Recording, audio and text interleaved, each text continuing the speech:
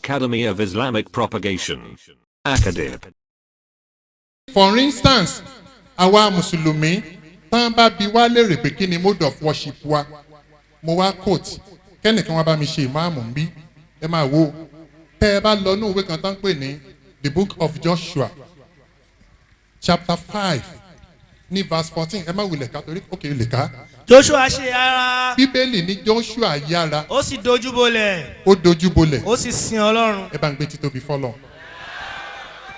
In the book of Numbers chapter 20 verse 6. Mose àti Aaroni sì yára. Mose and Aaron. Wọ́n sì dojúbolẹ̀. Àwọn náà dojúbolẹ̀. Wọ́n sì sin Ọlọ́run. Tana fẹ́ fi tiwọn jọ. In Genesis chapter 17 verse 3. Abrahamu yára. Àpẹẹrẹ ìgbàgbọ́. We are not even reading Al-Quran this time around. Abrahamu ṣe kíni. Ó sì dojúbolẹ̀. Ó dojúbolẹ̀. Ó sì sin Ọlọ́run. Ó sin Ọlọ́run. He worshiped his Lord with his face unto the ground. Alhamdulillahi Rabbil Alamin Ar-Rahman Ar-Rahim. Alhamdulillahi alladhi arsala rasulahu bil huda wa dinil haq liyudhhirahu ala dini kulli wa kafa billahi shahida.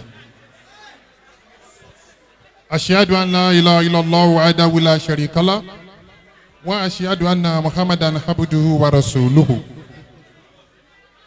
I bear witness that there is no God worthy of worship other than Allah, the supreme, the irresistible, the absolute, the first without beginning and the last without an end, the doer of whatever he wills, Lord of incomparable power, majesty, authority. Adúpẹ́ fún Ọlọ́run. Alhamdulillah. Kẹ́ má ní ṣebílẹ̀ Yorùbá ni mo wà. Ọba tó wò wá sùsùn tó ṣe wá ní Mùsùlùmí. Ọba tá àrẹ ni fi wé. Ọba tá àrẹ ni fi jọ. Ọba tó jùkùn rí tó ń rí gbogbo ojú. Ọba tó ṣe gbogbo nǹkan ní méjì tó wá ṣe rẹ̀ ní ọ̀kan ṣoṣo. Ọba tó dákú tí ò ní í kú. Ọba tó ń bọ́ wa tó ń fún wa ní jíjẹ tí bàbá ẹnìkan ò lè bọ́. He feeds all but is unfed. He sees all. Vision comprehends him not but his grasp is over every vision. Ọba tí bàbá ńlá babakú bàbá ẹni tí ò lè comprehend Ọlọ́run. Allahu Akbar. Adúpẹ́ fọlọ́run ọba náà. Alhamdulillah. Lẹ́yìn ẹ̀ atọ́rọ̀ kí àti kẹfà nàbí wa Muhammad. Ànábì tí Ọlọ́run ní kó wá parí iṣẹ́ gbogbo àwọn òjíṣẹ́ Ọlọ́run látòrí ànábì wa Adam alayhi salatu wa salam tí ò ní sírú ẹ̀ mọ́ tírú ẹ̀ ò ní wáyé mọ́. Allahu Akbar. Òpin àwọn òjíṣẹ́ Ọlọ́run, the seal of the prophet. Adúpẹ́ fún Ọlọ́run. Alhamdulillah. Lẹ́yìn tí mo wá kí Ọlọ́run tá a tọrọ ìkẹ́ àti kẹfà nàbí Muhammad. Sallallahu alayhi wa sallam. Mo kí Islamic Mission for Africa IMA abẹ́ Ọlọ́run nínú ọlá nínú àánú ẹ̀ Ọlọ́run tí ó gbé IMA kalẹ̀ tọ́lọ́run wá dúró ti organisation yìí lágbára Ọlọ́run IMA ò ní lọlẹ̀ láíláí. Àmín. IMA ò ní kú láíláí. Àmín. Ní àkọ́kọ́ mo kí gbogbo wa kú oríire. Oríire wo ni pa jẹ́ Mùsùlùmí? Mo wá bá bàbá wa Prince Abdul-Jabbar Bọ́lá Ajíbọ́lá. Mo kí wọn kú oríire. A lè mọ iye pa jẹ́ Mùsùlùmí. Ó dìgbà tá a bá dénú sàárè. Ibẹ̀ ni ó ti máa hàn sí wa.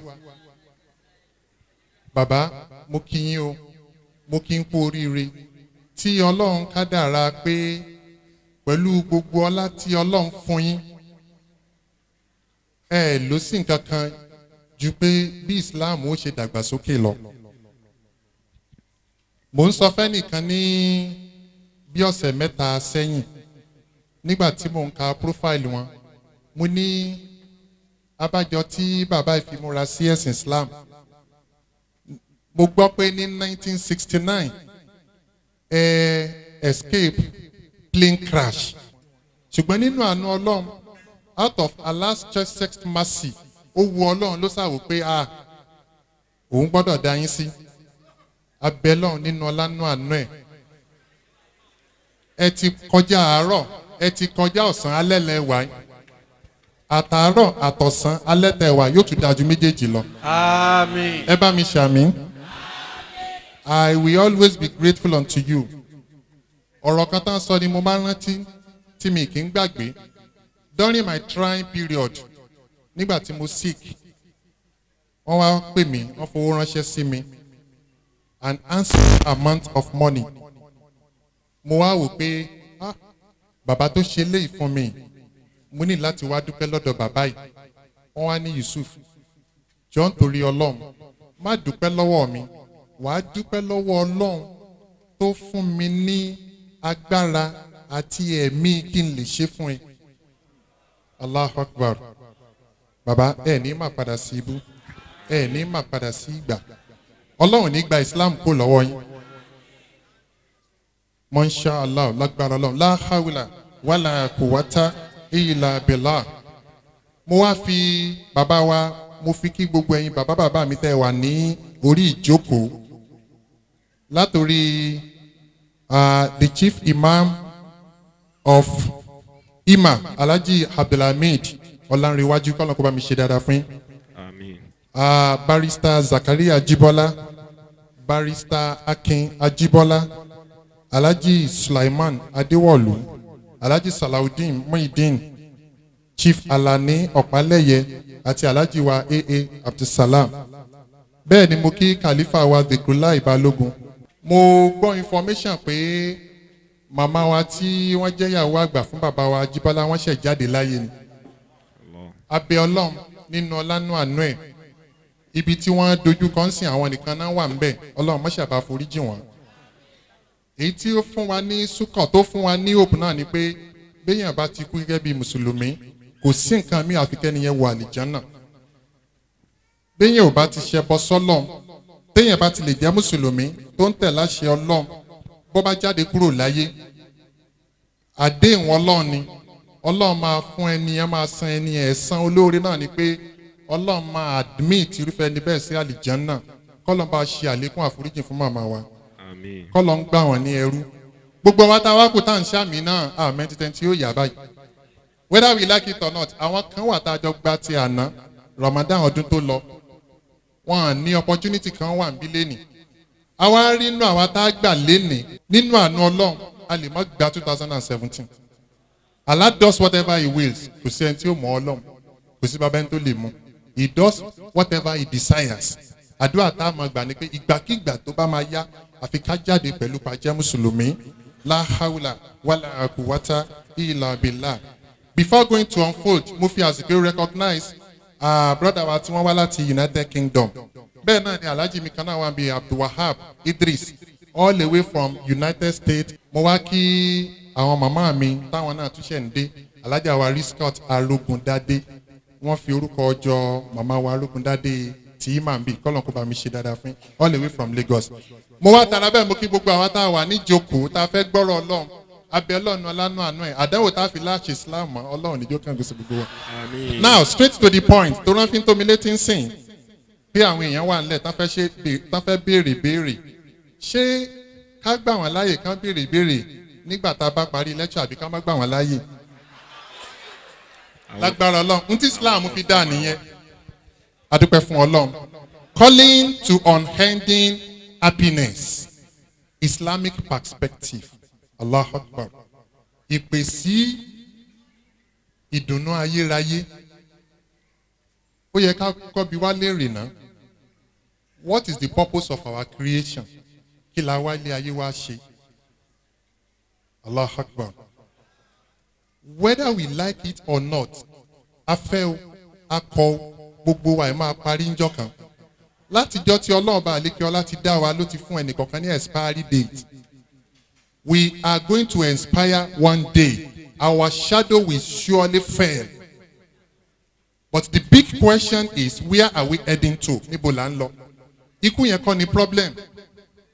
The problem is, ọmọ ẹ̀dá ènìyàn tó lówó tó lọ́lá tó nípò ẹlòmíì nílé bíi 50 60 100 ẹlòmíì ní mọ́tò bíi 20 business lọ rẹpẹtẹ bá a bá wá filé ayé lẹ̀ wọ́n á wá gbẹ́ ilẹ̀ yẹn less than an hour wọ́n ti gbẹ́ sàárè tán wọ́n wá gbọ́mọ ẹ̀dá ènìyàn sí bọ́mọ ẹ̀dá ènìyàn bá ti débẹ̀ that is the end of everything gbogbo àdá yìí ti parí ìyẹn wá jẹ́ ká rí wípé kò sí ìdùnnú kan láyé tó lè last àfi the everlasting happiness tọ́lọ́n ti promise ẹni bá ṣe tiẹ̀.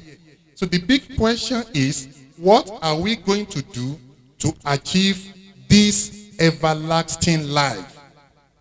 Nítorí yẹ kó jẹ́ wá lógún nìyẹn. Ẹni tí ò bá wá ṣe tọ́lọ́n, ọlọ́ni ẹ wá filẹ̀. Ata àzúrò tó lè mọ̀ kọ́ òbí rọ̀ kálá sáfàtà àlámọ́n. Immediately is interred into the grave. The mist of darkness, the veil of darkness will just be removed. Wọ́n wá bá bí ọmọ ẹ̀dá ènìyàn léèrè pé arábìnrin, arákùnrin, ọdún mélòó ló lò láyé ẹlòmíà wò bá ní ilé ayé ṣébì kan wà tó ń jẹ́lé ayé ni. Ẹlòmíì ẹ lọ wò ó tó bá wà on the verge to death tó bá ń bí léèrè nǹkan máa wò pé ṣé mo lè rántí má báyìí àsìkò tó wọ́n wá bọ́mọ ẹ̀dá ènìyàn léèrè inú sáré á máa wò pé for how long did you tarry on this earth? A wò pé ilé ayé ṣébì kan wà by the time téèyàn bá wà conscious pé ilé ayé wà á wà pé ilé ayé yẹn ṣe ló dàbí ìgbà tí mo kàn sáré kọjá. Kí ló jẹ́ ká máa rò bẹ́ẹ̀ torí pé tó bá wo ìsákun lọ á wá rí i pé ibi tó ń dojú kọ yẹn kò ṣeé compare pẹ̀lú ibi tó ń bọ̀ kódà kéèyàn lò 100 years 120 years 130 years ó sì kéré síbi tá à ń lọ ibi tá à ń lọ yẹn ni wọ́n ń pè ní everlasting life unending ibi tí òpin ò ní dé mọ́ ẹni bá wà unfortunate tó bá bọ́ sínú náà ó máa wà nínú náà yẹn kárin kése abadan ó lọ náà nìyẹn ẹni bá wà fortunate tó bá wà lọ bọ́ sálìjánà á máa wà lálìjánà yẹn kárin kése ni ìyẹn ló wá jẹ́ wá lógún pé níbo là ń lọ wọ́n wá gbé tọ́pìkì kalẹ̀ calling to unending happiness kí ló máa wá fún wa ní happiness tá a bá ti ní happiness láyé nǹkan kan ò lè fún wa ní happiness láyé àfi ká ní ìgbàgbọ́ nínú commandment ọlọ́run nínú òfin ọlọ́run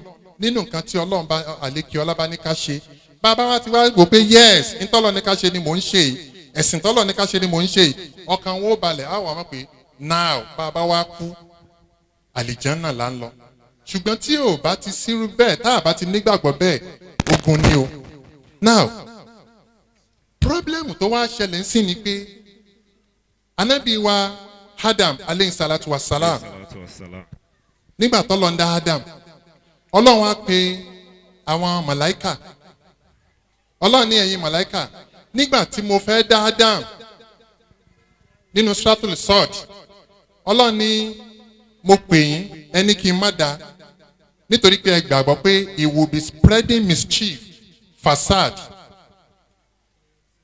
ṣùgbọ́n nínú àánú ọlọ́run mo wá dá anabi Adam aleyhi salatu wa salam ọlọ́run á pe àwọn màláìkà pé ẹ̀yin màláìkà ẹ̀ńtẹ́ ní kí n má dá mo ti dá o mo fẹ́ ṣe text fún yín mo fẹ́ gbé wa lọ sí the genesis of our problem today kí ló dá wàhálà sí wa lágbádá lénìí in summary ọlọ́run dá anabi Adam ọlọ́run wá ní ẹ̀yin màláìkà mo ṣe text fún anabi Adam nìkan ló pass ẹ̀yin ò pass text tí mo ṣe fún yín because of this sijidul Adam prostrate for him ọlọ́ni fasajadu li malaikati kulluhum ajma'in illa iblis astakbara wa kana minal kafirin all the angels they prostrated for him gbogbo wọn gẹ́gẹ́ bí àṣẹ ọlọ́run wọ́n tẹríba illa iblisa àyàfi iblis èṣù nìkan ó ṣe ìgbéraga sí commandment ọlọ́run because of this ọlọ́run wa ní ira èṣù fahruj miniya get out of this place fáyínà karojin ó di olórí burúkú lẹ́nìí ọlọ́run ní ṣe wá ní olórí burúkú. èṣù wá ní rẹ lẹ́dàá mi o ó ń lé mi kúrò ń bí lílé tó ń lé mi kúrò ń bí ó wá fẹ́ lé mi dànù bẹ́ẹ̀ èmi náà ní ìdí request kan lọ́dọ̀ ẹ̀ torí kí mo mọ̀ pé o ò lè padà fún mi ní favour kankan mọ́ after all mo ti ń sìn ẹ́ for countless number of ages ọlọ́run ọba àlekí ọládẹ́ni ọlọ́run ọba ò kì í ṣọba alábòsí ìní aramtu zuluman ala nafsin àbòsí yẹn ọlọ́run ṣe é léèwọ̀ fún rẹ̀ ọlọ́run dẹ̀ tún promise wà máa lá òyúrèdò zuluman lil alamin ọlọ́run ni I will never be unjust even in the least degree to my creatures ọlọ́run ni what do you want ó wá tọrọ ó ní rẹ̀ ẹlẹ́dàá mi o nítorí Adam ló ṣe fẹ́ bá tó ń jẹ́ gbogbo àrọ́mọdọ́mọ ànábì Ádámù yìí fún mi ní kápá lórí wọn kémi àtàwọn káwọn jọwọ́ náà rí ọlọ́run that was the request ọlọ́run wa ní your request is granted but tọ́lọ́run ọba fi bọ̀tì sí ń jọ́ náà lọ́n gbogbo wa yìí dáràn bọ̀tì yẹn náà ni pé ọlọ́run ni mo fún ẹ o ṣùgbọ́n àwọn èèyàn tèmi ò ní kápá lórí wọn. Allahu Akbar. The question is àwọn awo wa ni èèyàn ti ọlọ́run at the end of this lecture a wà mọ àwọn tó ń ṣe tọlọ́run a wà mọ àwọn tí wọ́n jupájusẹ̀ sí ìlànà tọlọ́run ẹni bá wá jupájusẹ̀ sí ìlànà tọlọ́run tó ń ṣe tọlọ́run àwọn yẹn ni kí wọ́n máa ronú unending happiness. Lánàá a wà ní Ọ̀ṣun state precisely Òṣogbo. The theme of the lecture for yesterday was religion, entertainment or worship. Ẹ̀sìn, ká máa yọ̀, ká máa jó, ẹ̀sìn àbí ẹ̀sìn àbí ká sin Ọlọ́run èwo lẹ̀sìn. Àwa ṣe wáàsí láàrin wákàtí kan àtààbọ̀. At the end of the day, àwọn tí ì ṣe Mùsùlùmí, àwọn náà wá jáde láti béèrè ìbéèrè. Nínú àánú Ọlọ́run, Ọlọ́run wá kádàrá pé 8 Christians embraced Islam yesterday. Kí ló dẹ̀ fà á? They have been programmed, conditioned, stereotyped. Ọlọ́run wọ́n ṣì wá lọ́nà. Ó dàbí ìgbà tí wọ́n bá sọ pé fírífírí lójú rí mú bọ̀bọ̀ làgùntàn wò. ẹ̀yin náà gbọ́n pa ẹ̀. Mi gbọ́n pẹ̀. Kò yé wọn ṣe rí tí wọ́n bá prógrámù èèyàn báyìí ẹni yẹn ò ní mọ̀. Àwọn èèyàn wá ń béèrè ìbéèrè nígbà tá a wá fẹ́ parí lecture ẹ máa wo drama o ẹnì kìíní gba Islam ọkùnrin ni ẹnì kejì gba Islam ẹni àkọ́kọ́ tó gba Islam Tẹniọlá Ezekiel ó lóun máa jẹ́ Yusuf ẹni ẹlẹ́ẹ̀kejì Mrs Ọlánrewájú Fọláṣadé ó lóun máa jẹ́ Mutmainna Lawal Mujirayo obìnrin number 3 ó ń lọ sí Everlasting Rock Ministry Church Ìbòkun ó lóun máa jẹ́ Riscott wọ́n ti ẹ̀tún jó òun ló lé ara. number 4 Adéoyè Ayọ̀mídé ó lóun máa jẹ́ Rashidat number 5 obìnrin ni Akínbọ̀dé Olúwabùkúnmi ó lóun máa jẹ́ Sofiyat number 6 obìnrin ni ó lóun máa jẹ́ Zainab number 7 obìnrin ni ó lóun máa jẹ́ Aisha number 8 obìnrin ni ó lóun máa jẹ́ Khadijat. wọ́n ti kó wa lọ́mọ lọ́tọ́. So it was 1 against 7. Mo wá fẹ́ fi dá yín lójú. Àwọn mẹ́jọ aṣáfún wọn ní Kálímọ̀ wọ́n ṣoríire lánàá. Arákùnrin kan wá gun ó wá jáde síta. Later la discover wípé ọmọ Mùsùlùmí ni tẹ́lẹ̀ tó ti fo fence. ó fọ́ gbà. Ó lóun fẹ́ béèrè. Ọlọ́mọ ṣorí fún wa nínú Islam. Allahu Akbar. And let me digress a little. Saturday tó lọ yàtọ̀ sí tànà. A gba invitation láti ọ̀dọ̀ àwọn Muslim police men and women l'Ondo State pé kí n wá ṣe lecture. Àwọn adébẹ̀ gbogbo tá a fi ṣe lecture bóyá less than 2 hours. The first questioner tó kọ́ máa wá béèrè question evangelist ni Evangelist Gabriel. Evangelist Gabriel gba microphone ó lóun fẹ́ kí gbogbo ayé mọ̀ pé if you want everlasting life, if you want eternal kingdom, pẹ́ẹ́tì ìjọba ọ̀run, the only thing you need to do is to accept Jesus as your personal Lord and Saviour. Saviour. Mo wá wò mo ní ìbámà tí ẹ̀ dá ẹ wo oríire kan tọ́lọ́ kọ́kọ́ ṣe fáwọn mùsùlùmí gbogbo àwọn ànábì Ọlọ́run pátá kò sẹ́ńtà àgbàgbọ́ nù wọn láàánú fáríkù báyìí hàdí mínú. Allah says make no distinctions therein oríire ńlá ni fáwọn mùsùlùmí wọ́n bá dákọ̀ Mósè aleyhisalatu wasalam, Jésù aleyhisalatu wasalam, Abrahamu aleyhisalatu wasalam, Jesus aleyhisalatu wasalam, John the Baptist aleyhisalatu wasalam, Joshua aleyhisalatu wasalam. Wàhálà gbogbo àwọn anábì Ọlọ́run kò sí ìta mẹ́nu àpò kan. You are not a Muslim unless you believe in Jesus Christ. You are not a Muslim unless you believe in Moses. Ẹni bá sọ pé Abrahamu mi ìgbàgbọ́, Mósè mi ìgbàgbọ́, Noah mi ìgbàgbọ́ kì í ṣe mùsùlùmí. Gbogbo àwọn ànábì Ọlọ́run tá a wá gbàgbọ́ ẹ̀ ta ni wá jẹ́ àgbàgbọ́ ànábì Muhammad. sallallahu alayhi. Tá a bá wá mọ òjíṣẹ́ ńlá Muhammad à ní mọ gbogbo wọn. Mo wá ní evangelist, let me ask you one question, straight question. Tẹ́ ẹ bá lè fi hàn mí, we are ready to accept your faith. Can you show us in the Bible where Jesus Christ said, accept me as your personal Lord and Savior? Evangelist Gabriel wá bẹ̀rẹ̀ pa ó sì kìíní ibi tí mo jókòó sí mò ń wò báyìí mo wá ń rẹ́rìn pé inna lillahi wa inna ilayhi raji'un. kí ló pa mí lẹ́rìn mo mọ̀ pé kò lè rí mbẹ̀ ẹ bá ń gbé títóbi fọlọ́. Allah. And let me digress a little as well. A wà nílùú Péjú Èkìtì ó kù díẹ̀ ká parí program níjọ́ náà arákùnrin kan bá gun orí stage wa ó ní yes Mr. Adepoju, I have been looking for you, I have been searching for you. Ọwọ́ mi wá tẹ̀ lé ní. Mo ní who are you sir? Ó ní èmi náà ń pè ní Bible scholar. Ó ní èmi tẹ́ rí náà ń pè ní Bible scholar. Mo wá ní tó Ọlọ́run mi ò mọ̀ ṣe o. Àbí o. Ẹni afẹ́ sunjẹ tó tún fi epo rárá lọ́rọ́ wá wà. dúró ti ná. Ẹni tá a ti ń wá tipẹ́ Ọlọ́run wá ní ká pàdé. Ẹni. Mr. Bible scholar, can you ask me just 2 questions? Èmi náà béèrè méjì lọ́wọ́ yín. Ó ní ẹ̀yin ẹ béèrè náà. Question number 1 mo bá jùlù kò lè dáhùn. Number 2 kò lè dáhùn. Number 3 nígbà mo fún ní kẹrin ó ní àfà I am not a Bible scholar, I am your student. Ó ń bọ̀ wá kẹ́kọ̀ọ́. Ó lọ́mọ yín ni mo jẹ́ mo ní ẹ̀ kí n ṣe ọmọ tèmi Bible scholar ni yín. Àwọn ìbéèrè kan wà tó fọ́nì.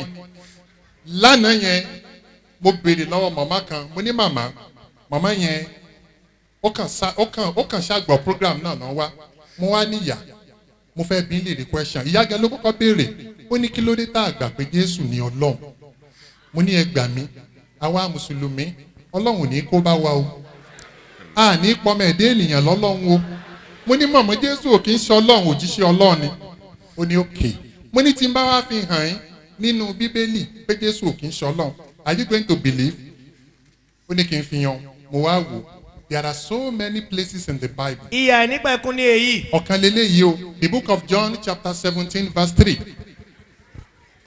Ó ní ìyà nípẹ̀kun ní èyí. Kí wọn kí ó lè mọ̀. Jésù ní sọ̀rọ̀ ó ní kí wọn kí ó lè mọ̀. Ìwọ nìkan ni Ọlọ́run òtítọ́. Allahu Akbar. Ó ń sọ ó ní ìwọ nìkan ni Ọlọ́run òtítọ́. Àti èmi Jésù. Àti èmi Jesus Christ. Ẹni tí ìwọ rán. Ìránṣẹ́ Ọlọ́run. Ọmọọṣẹ́ ò lè tóbi ju ọ̀gá ẹ̀ lọ. In John chapter 13 verse 16 ó ní ọmọọṣẹ́ ò lè tóbi ju ọ̀gá ẹ̀ lọ. Bẹ́ẹ̀ ni Bẹ́ẹ̀ ni ẹni tí a rán kò lè tóbi ju ẹni tí ó rán ni kò lè lọ. tóbi ju ẹni tí ó rán ní ni lọ. wákàtí kẹsàn-án ọjọ́. Mo wá ní ẹ wá wò ó. I have another question for you. In Mark chapter 15 verse 34, the Bible says at the 9th hour. ní wákàtí kẹsàn-án ọjọ́. The 9th hour.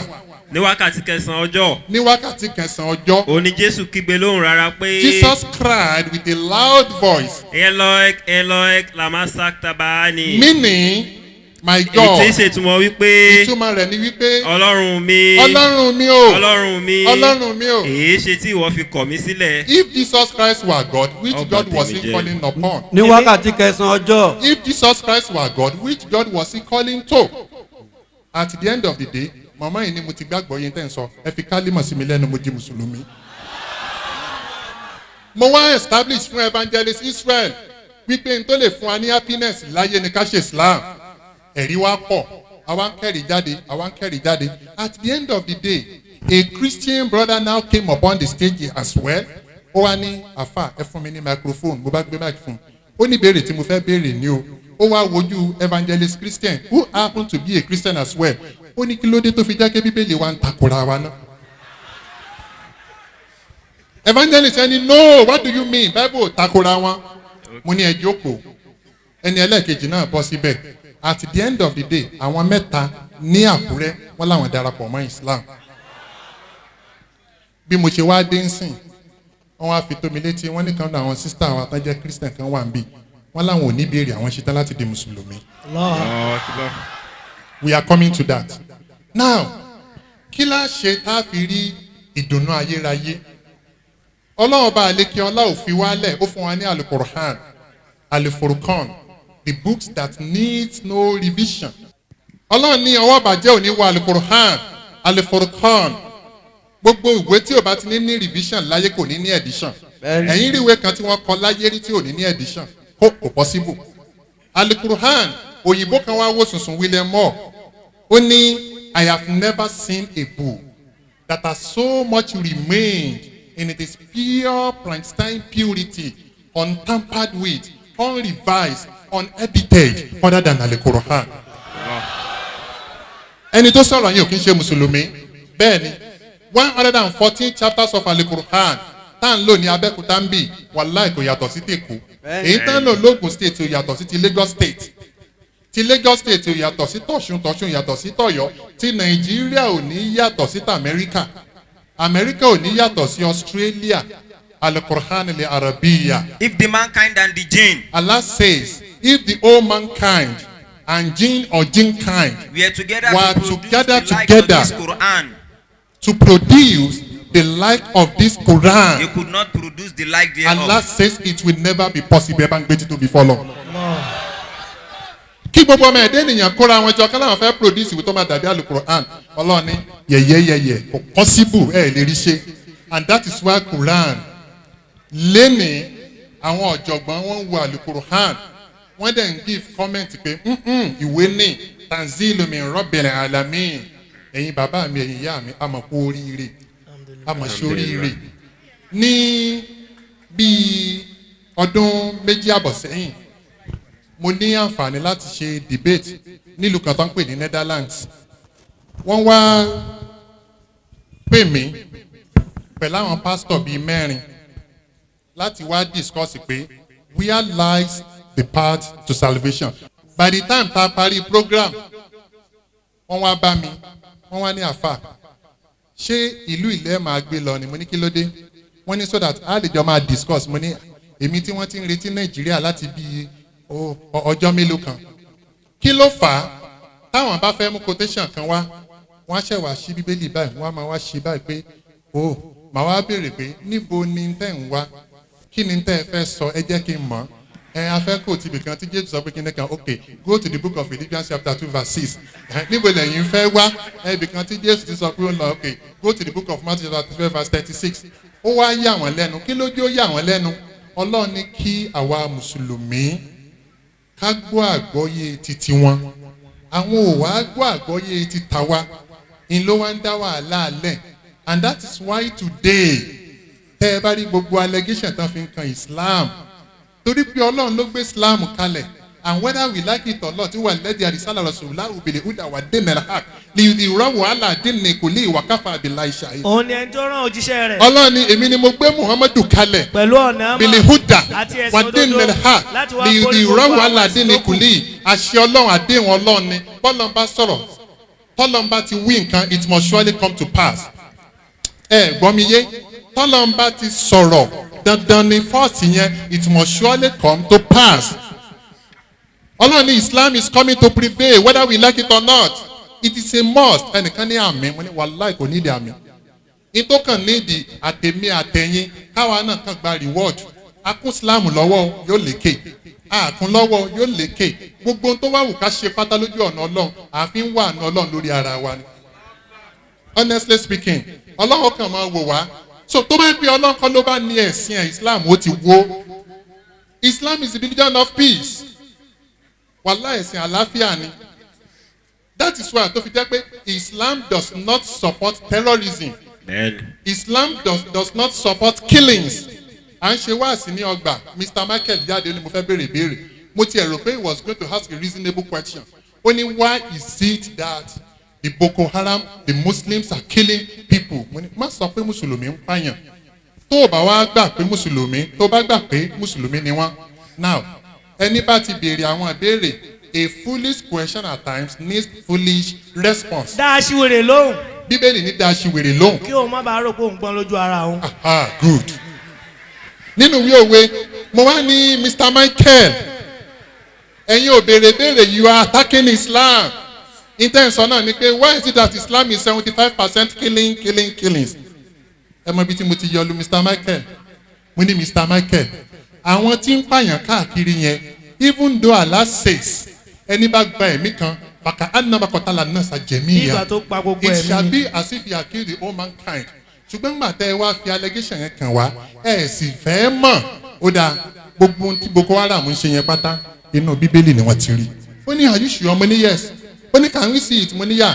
In the book of 1 Samuel chapter 15 verse 3. Lọ ní ìsinsìnyí. The Bible says go now. Kí o sì kọlu Amaleki. Ẹ wo commandment. Lọ kọlu gbogbo àwọn aráàlẹ̀ Amalek. Kí o sì pa gbogbo nǹkan wọn ní àparun. Yé. Má sì ṣe dá wọn sí. Má dá wọn sí. Ṣùgbọ́n pa ọkùnrin. Pa ọkùnrin. Pa obìnrin. Boko Haram. Pa Pa ọmọ obìnrin. kékeré. Pa ọkùnrin. Pa ọmọ kékeré. Àti ọmọ tí ó wà ní ẹnu ọmú. Yéé. Kò tí ì tán o tẹ̀síwájú. Pa màálù. Àti àgùntàn. wọn ní já rẹran jẹ mọ́ o. Àti ràkúnmí. Ah. Àti kẹ́tẹ́kẹ́tẹ́. Kí làwọn èèyàn ṣe Ọlọ́run? This is contained in 1 Samuel chapter 15 verse 3. Ẹ mọ̀ tí Mr. Michael ṣe ẹni bá wo CD yẹn ẹ ti mọ̀ pé tí mo sọ òdodo ni bẹ́ẹ̀ ni àbí bẹ́ẹ̀ kọ́ nínú wa Islam Mr. Michael dẹ̀ ọ̀rá gbé Bible ó dẹ̀ ra páàkì ẹ̀ báyìí and he left us.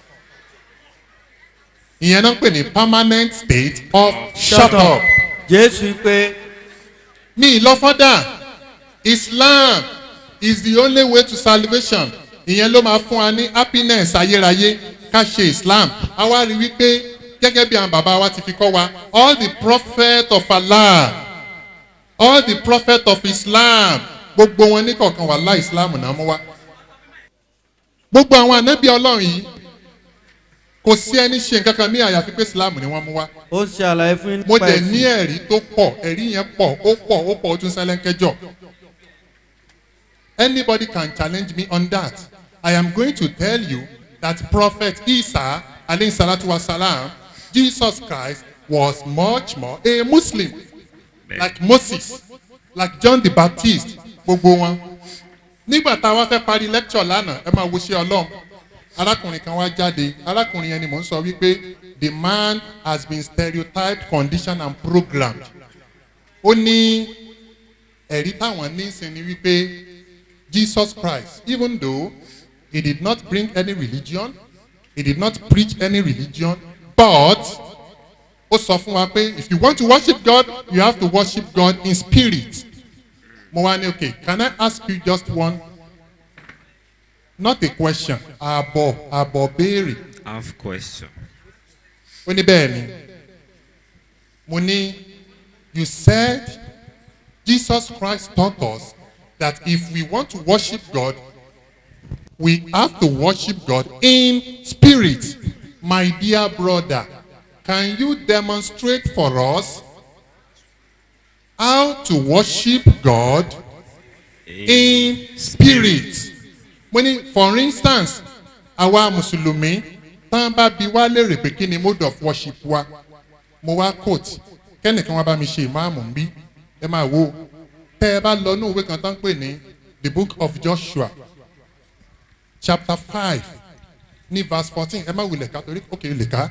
Joshua ṣe yára. Bíbélì ní Joshua yára. Ó sì dojúbolẹ̀. Ó dojúbolẹ̀. Ó sì sin Ọlọ́run. Ẹ bá ń gbé títóbi fọ́lọ́run. In the book of Numbers chapter 20 verse 6. Mose àti Aaroni sì yára. Mose and Aaron. Wọ́n sì dojúbolẹ̀. Àwọn náà dojúbolẹ̀. Wọ́n sì sin Ọlọ́run. Tana fẹ́ fi tiwọn jọ. In Genesis chapter 17 verse 3. Abrahamu yára. Àpẹẹrẹ ìgbàgbọ́. We are not even reading Al-Quran this time around. Abraham ń ṣe kíni. Ó sì dojúbolẹ̀. Ó dojúbolẹ̀. Ó sì sin Ọlọ́run. Ó sin Ọlọ́run. He worshiped his Lord with his face unto the ground.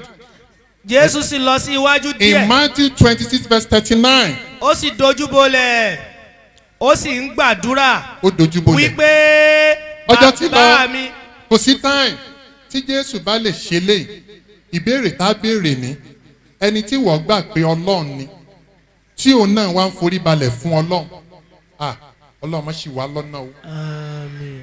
Can you see? Èṣù mo gbé wá ní ẹ Jésù wá lọ sí wò ó orí mi òkè. tún lọ bẹ yẹn kò sí time mo ní ẹ tún wá wò ó ọlọ́run sọ fún anabi wa muhammad sallallahu alayhi wa sallam. ẹ̀yin onígbàgbọ́ òdodo. in quran chapter 22 surah al-hajj verse 77 ọlọ́run ní tẹ́ ẹ bá fẹ́ sìn mí ọlọ́run. ẹ tẹríba. ẹ tẹríba. kí ẹ fi orí balẹ̀ kí ẹ sì fi sin ọlọ́run yín. wàhábùdù rabbakum ẹ bá ń gbé títóbi fọlọ́. Allah. our mode of worship in lawa demonstrate yẹn my dear brother can you demonstrate for us how Jesus Christ instructed us to worship God in spirit. Simple question. ọ̀rọ̀ bá di lúkù mi. and look you. ẹ̀yin bàbá mi ẹ̀yin ìyá mi adúpẹ́ pọ́nlọ́ ń ṣe wá ní mùsùlùmí. ẹ wá wọn tó wá fọ́nì mo wá ní brother let me give you an assignment. assignment yẹn wàá lọ fún àwọn olùṣọ́ àgùntàn tí ò bá ti wá rí answer wá padà gba Islam. Number 1 assignment in John chapter 1 verse 19 to 21. èyí sì ni ẹ̀rí johannu. arákùnrin kan wọ́n ń pè ní John the Baptist ẹ̀yin mùsùlùmí wàláyà kú oríire. John the Baptist yìí the Jews of the day wọ́n ti gbọ́ pé arákùnrin kan bọ̀ tán pè ní Jesus Christ. Then the Jews of the day they were expecting Messiah Al-Mashiach, the anointed, not Savior. Don't you expect Jesus Christ? Want to expect Elijah? Because one believe pé Elijah kẹ̀kẹ́ iná ó gbé lọ sókè. Wọ́n wá expect ìpòǹbọ̀. They now saw John the Baptist. Ìrẹ́ John the Baptist. wọ́n sì bí léèrè pé. Wọ́n wá bí léèrè wípé. ta ni ìwọ ń ṣe. ó sì jẹ́wọ́. kò sì sẹ́. ó sì jẹ́wọ́ pé. èmi kì í ṣe Kristi náà. Tẹ̀síwájú. wọ́n sì bí pé. Pé kí ni? ta ni ìwọ ń ṣe. Èlíjà ni ọ bí. Ṣẹ́gbọ́n wọ́n ní ṣé Èlíjà ni ẹ bí. ó sì wí pé. bẹ́ẹ̀ kọ́. bẹ́ẹ̀ kọ́. ìwọ ni wòlíì náà bí. o ti ṣí Abdulhakeem àwẹ̀ mú ẹni ṣé wọ́n ni Kristi náà. ìwọ ni Kristi náà bí. wọ́n kọ́ bí léèrè pé are you Jesus Christ? ó ní no. Are you Elijah? ó ní no. Sherry, there is one secret táwọn èèyàn mi ò mọ̀. Isaiah sùn ó wá lálàá. The prophecy is in the book of Isaiah. Ó wá rí i pé àwọn kan bọ̀ wá jẹ́ ṣe Ọlọ́run. Ó rí àwọn mẹ́ta. Ó rí ẹnìkan ní orí òkè. Ẹni yẹn ni àwa Mùsùlùmí ń pè ní ànábì Mùsá. Ẹ̀rí a máa sọ pé Mùsá ẹni tá a rí látòrí òkè tó rì sí iná yìí. Bẹ́ẹ̀ ni ẹ̀yin bàbá mi. Ó wá rí ẹni ẹlẹ́ẹ̀kejì. Ó rí i pé ẹni yẹn wà lórí dọ́ńkì. ó sì rí kẹ̀kẹ́ pẹ̀lú ẹlẹ́sìn méjì. Ó sì rí kẹ̀kẹ́ pẹ̀lú ẹlẹ́sìn méjì. kẹ̀kẹ́ kẹ́tẹ́kẹ́tẹ́. Ó wá rí ẹnìkan Àìsáyà sùn. Ó wá rí i pé ẹni yẹn wà lórí dọ́ńkì. Prọfẹ́sì òjíṣẹ́ Ọlọ́run tó wà lórí dọ́ńkì ni ànábì Ìsá alayhi salatu wa salam.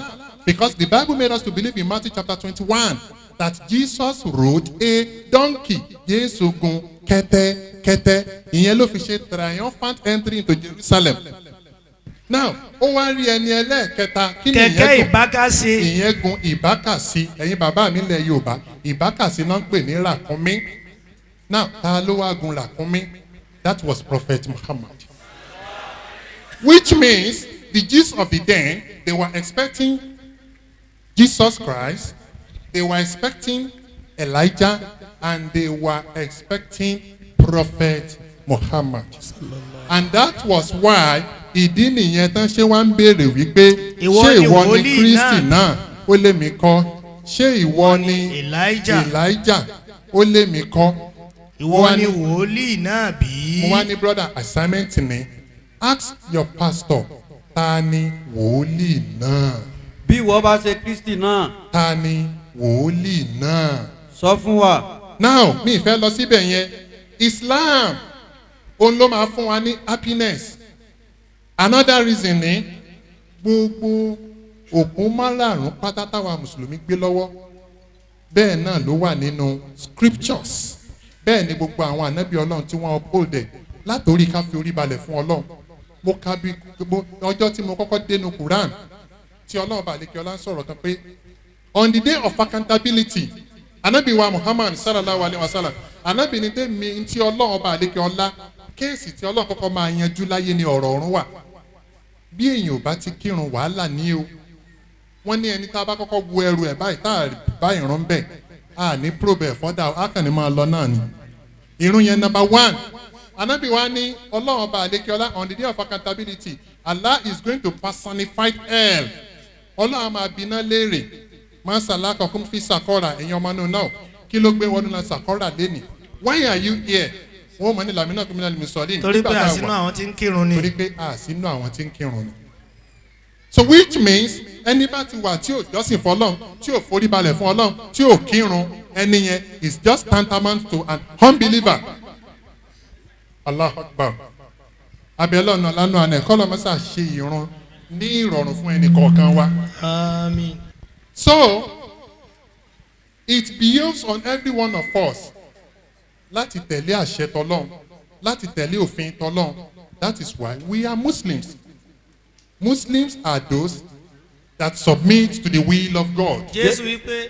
That are practicing the will of God. Jésù wípé. That is why tẹ́ bá wọnú àlùkùránì ọlọ́run bá àlekè ọlá wọn ṣàlàyé fún wa. Quran chapter 42 verse 13. Ó ṣàlàyé fún nípa ẹ̀sìn. Ṣàrò àsọ̀bì Noah wàlẹ́dì àwòrán ìlẹ́kẹ̀ wàá mọ̀ wá sọ ìnàbí Ibrahim wà Musa wà Isa and Akimudin wàlá àtàtà fàrọ̀kù fún. Ó ṣàlàyé fún nípa ẹ̀sìn. Ọlọ́run ni mo ṣàlàyé fún nípa ẹ̀sìn. Ẹ̀sìn tí mo fi rán Noah. Ẹ̀sìn tí mo gbé rán Noah. Ó náà ni mo fún Abrahamu. Ó ní mo fún Abrahamu. Àti Mose. Ó ní mo fún Mose. Àti Isa. Ó ní mo fún Jesus Christ. Àti rẹ Muhammad. Ó ní mo fún Anabi Muhammadu. Wípé. That what? Kẹ́ ẹgbẹ́ ẹ̀sìn dúró. Ẹgbẹ́ ẹ̀sìn dúró. Ẹ má sì ṣe pín yẹlẹyẹlẹ nínú ẹ̀sìn. Ó fi hàn pé ìtọ́lọ̀ ń fún wa yìí special favour tọ́lọ̀ ń fún wa yìí ó ní gift for mankind. Islam yìí láṣẹ tá a fi bá ìdùnnú pàdé. Ẹnikẹ́ni. Ọlọ́run balẹ̀kẹ́ láti wá tẹ̀síwájú Quran chapter 3 verse 35 this is another warning. Ẹnikẹ́ni. Allah says whoever. Tó bá tún wá ẹ̀sìn míì. Tó bá tún wá ẹ̀sìn míì. Yàtọ̀ sí Islam. Other than Islam. A ní gbà ní ọwọ́ rẹ̀. Ọlọ́run ní èmi Ọlọ́run ẹlẹ́dàá mi ní ọ̀nà ẹ̀ mi ní ìgbà lọ́wọ́ ẹ̀. Tó bá wá dijọ́ ìgbéǹde àlùkìyámà. On the day of judgment. Onítọ̀hún ó máa bẹ́nu àwọn ẹni òfò. Allahu akbar. Kákìrún ká lè wọ̀run rè kákìrún ká lè wọ̀run. Torí àsìkò Ọlọ́run ní í ṣì wá lọ́nà. Ọlọ́run wa ní ìnàdínà ìdàlá àlìsílá. Dájúdájú. Surely ẹ̀sìn kan ṣo tó wà the lọ́dọ̀ only Allah. religion with your Lord, Òun náà ni Islam. with your creator, òun náà ni Islam. So àwa Mùsùlùmí àwa gbà pé n tá a ṣe tá a fi bójú rẹ Ọlọ́run ní Islam. Mo wá fẹ́ fi dá yín lójú. Ọlọ́run bàlíkọ́lá wa sọ fún wa pé lẹ́yìn Islam kò sí nǹkan kan míì. Gbogbo tó wá kù pátá that is why Allah says school já alẹ́ ha. Wàdàúkà lè bàtàlà ìnà lè bàtàlà kànà zàúkà. The truth has come Òdodo ti dé. and falsehood perish. Irọ́ sá lọ. For falsehood is bad Dájúdájú. by its Ohun tí ó sá lọ ni nature irọ́ jẹ́. falsehood is going to perish. Gbogbo tó bá ti jẹ́ falsehood pátá ó gbúdọ̀ tẹ̀rí ni. Ọlọ́run bá Alikiola wa pọ́n wa lé ó wá fún wa ní Al-Qur'an láti fi support Islam. Tá a wá mọ̀ pé Al-Qur'an is the miracle of all miracles. Al-Qur'an is the ultimate miracles.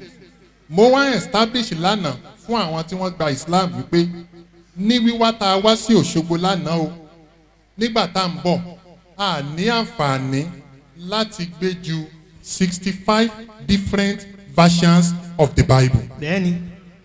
65 different versions of the Bible. Kí ló jẹ́ ó fà bẹ́ẹ̀? Ọlọ́run bá Alikiola sọ ní Quran chapter 2 verse 79. Ọlọ́run ni woe unto those. Ègbé ni fún àwọn kan.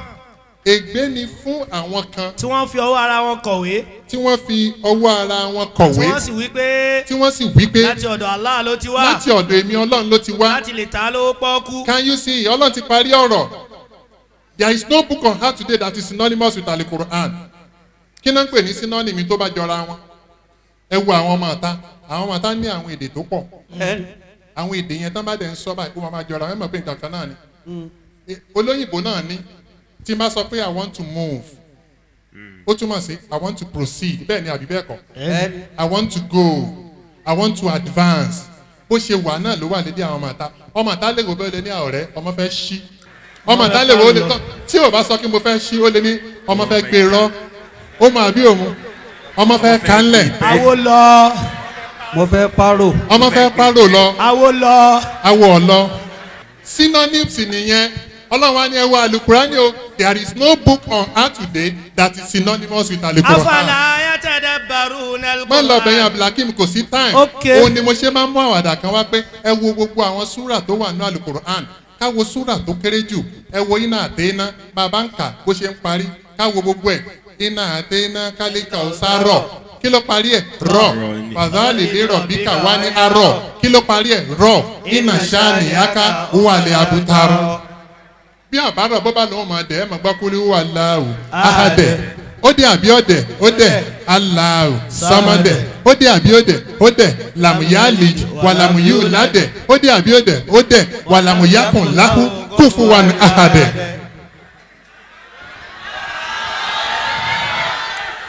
ẹ wá sọ fún mi ìwé wo ni lẹ́ẹ̀lẹ́ fi wí àlùkùránì? It's a special gift from us. Kò síwèé náà kò síwèé Allahu Akbar wọ́n ní yóò máa kà alamina ṣìdálàkà sọ́díràkà wọ́n wà dáná ànkà wíṣíràkà àlẹ́dínà ànkàdà sọ́ràkà. Abdulhaki nọtílẹ̀ kò sí tàmí ẹ bá ń gbé títóbi fọ́lọ́. Kò síwèé tẹ́ fi wí àlùkùránì. The book that needs no revision. Àwọn ni a sọ ìwé náà kalẹ̀. Mo fẹ́ fi nǹkan kan dá yín lójú. Precisely 2 weeks. Mo ń ṣe lecture lọ́wọ́ ní àdúgbò kan ní London, Wexels Hall. Mo wá mú ìwé kan jáde nígbà tá a parí lecture yẹn. Arábìnrin kan wá bá mi. Ó ní ẹ mú bíbélì kan jáde, mo ní bẹ́ẹ̀ ni. Mo fi Bible yẹn hàn. Mo wá tú àṣírí kan lórí bíbélì yẹn. Ó wá wò báyìí ó mi rí. Mo ní kí ló dé? Ó ní ẹ fún mi nọ́mbà yẹn á sọ̀rọ̀ lórí fóònù. Bó ṣe di bí ijọ́ kejì mo bá rí text message ẹ̀ ó ní àfà. So I don't know pé láti joy òun ti ṣìnà ráúráú. Kí ló fà á? Ẹ bá mi mú latest Bible tó ṣẹ̀ jáde yẹn wá, the gay Bible. Ká ẹ lè rí pé àwa Mùsùlùmí wàláhì á ní láti máa dúpẹ́ fọ́lọ́run. Ẹ má jẹ́ ń parọ́ fún yín àwa lọ́kọ wọn. Bẹ́ẹ̀ni, àwa la tún wọn mú. Afala yatadabbaruna al-Qur'ana walau kana min indi ghairi Allahi lawajadu Fi ikhtilafan kaseera. Wọ́n Ẹ wò wé tí mo mú fọwọ́ lọ́wọ́ lọ́wọ́ yìí. Ká ẹ lè rí pé there is no religion on earth today that can guarantee your eternal salvation. There is no religion on earth today that can give you everlasting kingdom. Wallahi, the only place tẹ́ẹ̀tì ní fọkànbalẹ̀, tẹ́ẹ̀tì ní peace of mind, tẹ́ẹ̀tì ní salvation tó guarantee, tó yanrantí, tó fi tí Allahu Akbar. Ẹ wo eléyìí tí mo gbé lọ́wọ́ yìí, àmì àwọn géènì tẹ́ ẹ bá wo cross rainbow ẹ rí i pé wọ́n fi ṣe cross. Wọ́n wá produce eléyìí kò tí ì pẹ́, one of the latest Bibles ní. Bíbélì kan tún jáde náà lẹ́nu ọjọ́ mẹ́ta yìí o, ìyẹn náà ń bọ̀ lójú ọ̀nà báyìí. Wọ́n pè yẹn ní Women Bible. Àwọn obìnrin ló yarí wọ́n ní àgbà ẹ̀yin ọkùnrin yàn wá jẹ. Ẹ̀ ń pariwo pé Jésù Jésù Jésù. Àwọn obìnrin wá ṣèwé yẹn wọ́n ní Bíbélì wọ́n ní Jésù tẹ rí yẹn wọ́n lóbìnrin ni. Gbogbo ibi tán tí wọ́n ń pe Jésù níyì ọkùnrin wọ́n wá sọ di obìnrin she. And when Jesus Christ was going, she saw some people. She entered Capernaum. She asked them, "Who am I?" And they told her. Jésù wégele. Àwọn tọpọlọ wọn ní ìdí junction. Wọ́n wá sọ Jésù di she. Eléyìí tí wọ́n wá produce yìí, kẹ́rì pé wọ́n Mùsùlùmí, it is high time ká realize pé Ọlọ́run ṣoore fún wa. We didn't change anything else. Ọlọ́run, Allah does not demand what is called abnegation of mental faculty lọ́dọ̀ wa. Islam is straightforward, pure, rational. Allahu Akbar. Ìwé bí mo ṣe gbé lọ́wọ́ yìí, wọ́n ní òsín tó jẹ́ King James version. Wọ́n wá kọ síbẹ̀, wọ́n ní the Queen James Bible. The Queen James Bible. Nínú Queen James Bible yìí, ẹ̀ mọ́ tán wá kọ síbẹ̀. Page 9. If you are a Christian, you will be shocked. If you are a Christian, you will be shocked if you hear this. What we did not change, we didn't change anything. Àwọn èèyàn lè rò pé bóyá irọ́ ni mo pa ṣé alẹ́ nìkan tó lè kéde òyìnbó ń bì. Okay, can we see a Christian that can assist us? A Christian sister or a Christian brother? Please, I need a Christian sister that can assist us to read it. If you deny me in the presence of men, Ẹ fún mi ní microphone kan. Ọmọ rò parí engineer. A Christian sister. My sister, are you a Christian? Yes. You are a Christian. Yes. Please come. Sister wa ni Christian làwọn. Now, can you read this? Now, what we didn't change. Please listen attentively. Ó kù bí 3 minutes tí màá gba question wọn. Ó yá, ẹ gbé sẹ́nu. We did not change anything else We did not change anything else to create this edition of the Queen James Bible. To create this edition of the Queen James Bible. Ṣé rí pé ó yà yín náà lẹ́nu torí pé kílẹ̀ máa ń gbé tẹ́lẹ̀ King James version. But this is Queen. Obìnrin á máa jẹ́ Queen. Ọkùnrin jẹ́ Queen. No. Queen James Bible. Go on. The Queen James Bible resolve any homophobic interpretation of the Bible. But the Bible is still filled with inequality. The Bible is still filled with inequality. And even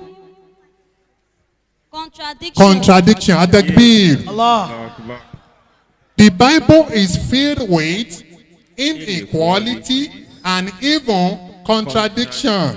Ẹ̀yin bàbá mi ìyá mi ẹ sọ pé ẹ ṣe oríire. Ó yá. That we have not addressed. Ó yá o. No Bible is perfect. Yeah. No Bible is perfect. Including this one. Ẹ bá mi gbé padà. Kọ́ máa lọ rò pé Ima printing press ni wọ́n ti ṣe wá. Àlàmí ṣeun. Àlàmí ṣeun ó ṣeun. Àlàmí ṣeun. Àlàmí ṣeun ó ṣeun. Má bẹ̀rẹ̀ mọ́lẹ̀ má gbéga. Má gbé Àlàmí gẹ́gẹ́. Orí mi nílẹ̀ ṣẹrẹrẹ subhanaka Allah. Àlàmí ṣeun. Àlàmí ṣeun ó ṣeun.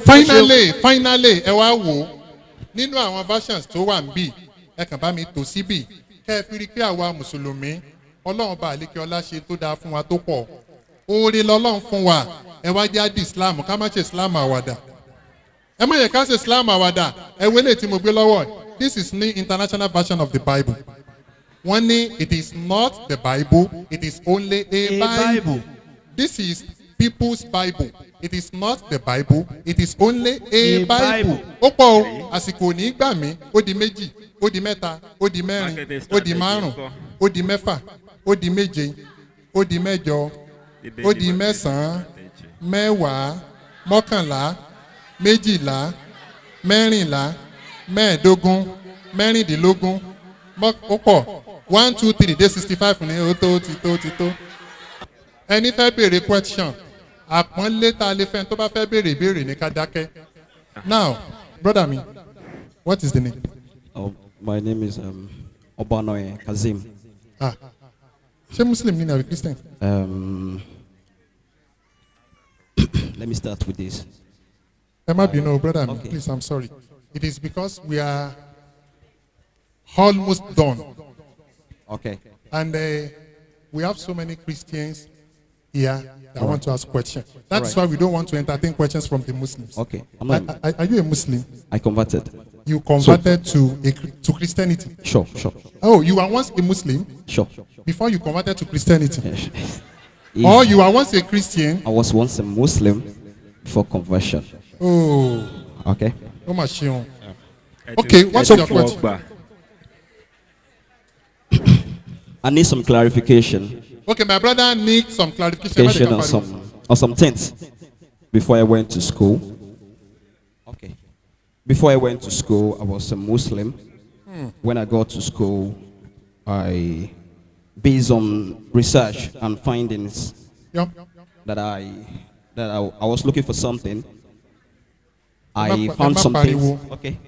I found some things in the Bible that make me to feel maybe Christianity is the way. Wọ́n nígbà táwọn wà ní ilé ìwé, àwọn jẹ́ Mùsùlùmí, báwọn ṣe wá délé ìwé, àwọn ju Islam dànù. Okay. Based on my findings and research. Pẹ̀lú àwọn ìwádìí táwọn ṣe. My research. Okay. Question number 1. Number 1. Based on my research, I get to know that Bible came before Quran. Bible came before the Quran. Okay. And these two believe that in John that nobody can come to me except through Jesus Christ. I am the way. John 16 verse 4. Okay. The truth and the life. No one cometh to the Father except through me. And Muslim on the other way around again says, Àyàfi Islam. Àyàfi Islam. I was confused. As a learned person, I was confused. Even Nasir, he said with Damian Marley, he sang a song that who wrote the Quran, who wrote the Bible. Nas was also confused. If you know Nas, he's a rapper. He was confused too, as I was confused now. So my brother. Okay. The other one. These are the two things. Okay. John 16:3. He said, they will come to me. John 16:3. He said, they will drive you out of the synagogue. They will think they are doing it to the service of God. They will think they are doing it to the service of God. They will drive you out. That particular verse, I think, is going to the Boko Haram and the terrorism alike. That was something I picked. That John 16:3, if it can be read from the Bible, so that we can get that. They will put you out of the synagogue. Okay. Indeed. Okay. The hour is coming. All right. When whoever kills you, think is offering service to God. Okay. And they will do this because they have not known me nor the Father. He said they will kill you and they will think they are doing it to the service of God. So these are the 3 points. And so much, I read the Bible for 2 months. I read from Genesis to Revelation. I was able to see much love. Much love indeed. And before coming here today, I prayed. I was opportune to have a one fasting because my parents are Muslims. But I'm looking for clarification. I don't want to get burnt because that hell is scary. What is the name now? Oh, my name? Yeah. My name is Kazim. Kazim. Yes. So you still retain that Kazim? Yes. So I'm here for. When I went to mosque day before yesterday, I met my ustaz. If he's here, I don't know. He said he will be here. He said I should come here. He invited you here. He said I should come here. Okay. That you will be here. Inshallah. So that I could get better clarification. Thank you. Let me ask you one question. Yeah. If at the end of the day, okay, you finally discover that Islam is just that way that leads to salvation, will you return back to Islam? It's a short thing. It's a short thing. Oh, all I need for me to come, I've been here since 8 o'clock. Wow. I don't know. Since 8 o'clock. I've been here since 8 o'clock. Good, my brother. Because he told me that if I want to get the best, I should be in front. I will not waste your time. Okay. Your first question. All right. You said, no. I'm answering you now. Okay. You said you were able to come across 3 quotations from the Bible. Yes, sir. And that made you decided to convert to Christianity. The first quotation was John chapter 16, verse 4. Yeah. The Bible says, ẹnìkan ò ní lọ sí ìjọba ọ̀run. No one coming to the No one Father. coming to the Father except through me. My dear brother, you are a native of Ogun State here. No, Ondo State. Ondo State. Yeah. That is ocean of Christianity. Abi? Now, Jesus Christ said, no one comment unto the Father except through me. He was referring to the people of Israelites. I'm going to give you some evidences. In our Quran chapter 30, verse 47. Don't worry, we are going to write it for you. Allah says, "O you prophets, all the prophets we sent before you, they were sent to their people. Ila kaumihim." Now, when Jesus was on the earth, in John chapter 1, verse 11, the Bible says, Jesus came to his people and his people rejected him. So which means he came to his people. And behold. And in Matthew chapter 1, verse 20 and 21, behold. A child will be born unto us.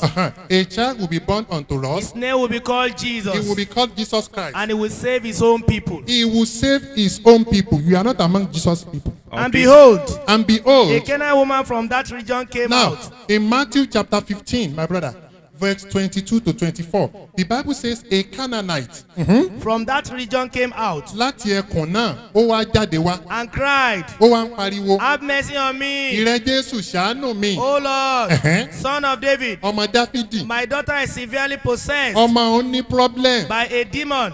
pẹ̀lú àwọn àjànú. But he did not answer her. The Bible says Jesus answered her no A word. word. Jésù ò dá lóhùn. Why?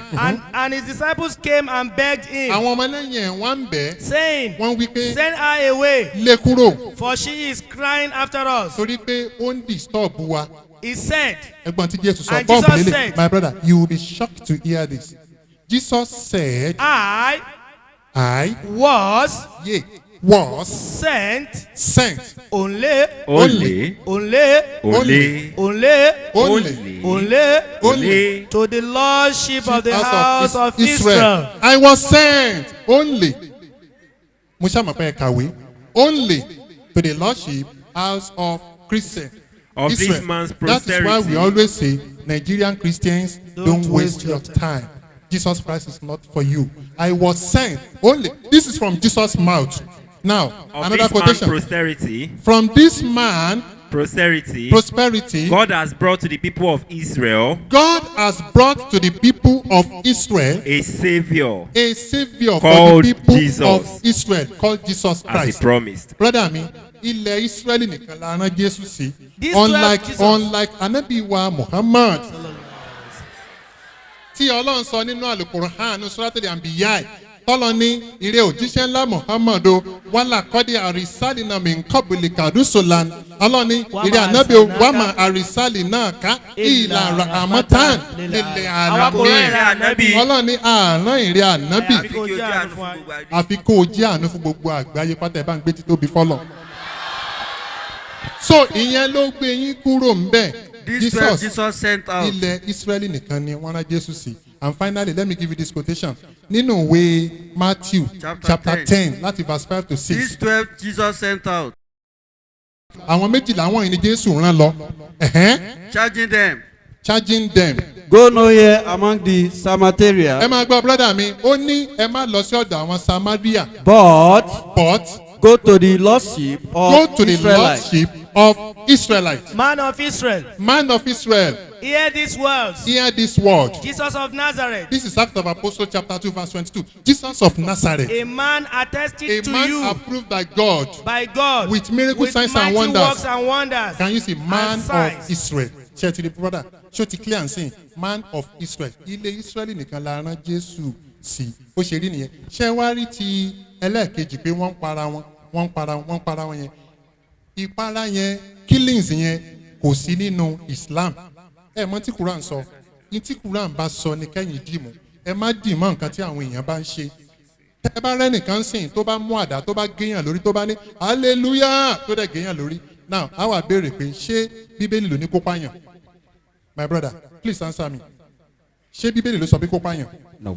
No, tẹ́ bá wá rí ẹnìkan tó bá lòun pààyàn, ohun tó ń pè ní terrorism nìyẹn. Ẹni bá fẹ́ pààyàn gbọ́dọ̀ wò á wò pé òun gbọ́dọ̀ associate nǹkan kan mọ́. But what Quran says in Quran chapter 5 verse 32, Allah says, Makotala Ìdí nafsa. ìjà fi ṣe ní òfin fún àwọn ilẹ̀ Ísírẹ́lì. Afasad fil harb, faka anna makotala nasa jemiya. Wípé Say, ẹnikẹ́ni tó bá pa ẹ̀mí kan can you see this is contained in Al-Quran? Whoever kills a soul, láì ṣe pé ó hùwà àbàjẹ́ bí ìgbà tó pa gbogbo ẹ̀mí ni. Ọlọ́run á kọ pé gbogbo ilé ayé yìí ló ti pa. Jesus said, Ṣó ti clear báyẹn brother mi? Bó tiẹ̀ jẹ́ pé ẹ mọ kankan tí mo tiẹ̀ fẹ́ bí ń léèrè. Àwọn kan pààyàn recently, wọ́n wá ní kílẹ̀ rí wọn, my brother. Wọ́n lẹ́rìí àwọn ni wípé nínú Bíbélì, Ọlọ́run gangan náà apààyàn ni. Wọ́n ní kí ló dé? Wọ́n ní Ọlọ́run ló ṣòfin ní Exodus chapter 20 verse 13. Thou Ó ní shalt thou not shalt kill. not kill. Òun náà ló tún wá ṣòfin pé tẹ́ ẹ̀ bá wá mú Jésù kí wọ́n kàn má gbélébò kí ó kú mi ì ní dárí ẹ̀ṣẹ̀ yín jìn. Ó mì pé apààyàn ni Ọlọ́run náà. Ṣé bẹ́ẹ̀ ló ṣe rí ẹgbẹ́ sẹ́nu? If your brother Brother mi náà rẹ́rìn. Ẹ gbọ́ mi yé, the Bible says nínú Bíbélì Hebrew chapter 9 without shedding of blood there is no remission of sin. Do you agree with that?